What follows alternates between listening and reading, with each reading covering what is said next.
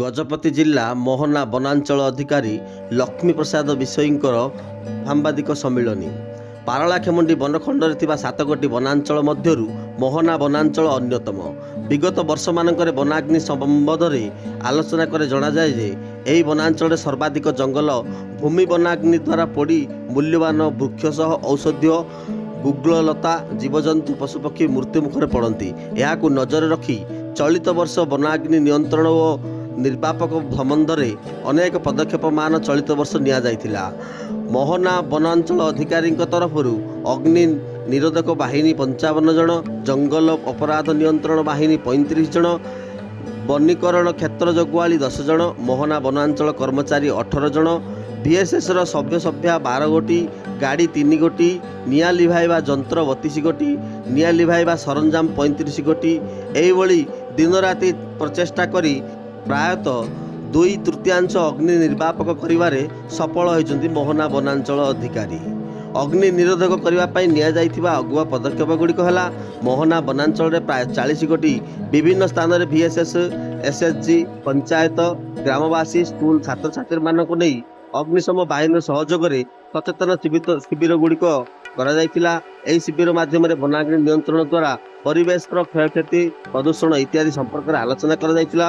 କ୍ଷୁଦ୍ର ଗଳ୍ପ, ସଙ୍ଗୀତ, ଉପଦେଶ ଓ ଚଳଚ୍ଚିତ୍ର ମାଧ୍ୟମରେ ଗାଁ ଗାଁ ବୁଲି ସମସ୍ତଙ୍କୁ ସଚେତନ କରାଯାଇଥିଲା।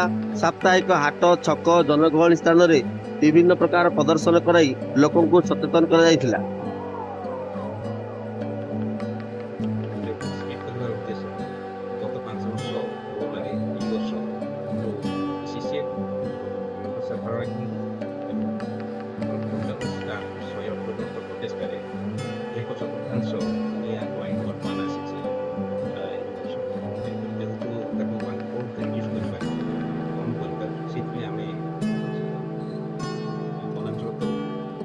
ଅଞ୍ଚଳବାସୀ ଏବଂ ଏ ବର୍ଷ ଆମର ବିସିସିଏଫ୍ ସମସ୍ତଙ୍କର ଧନ୍ୟବାଦ।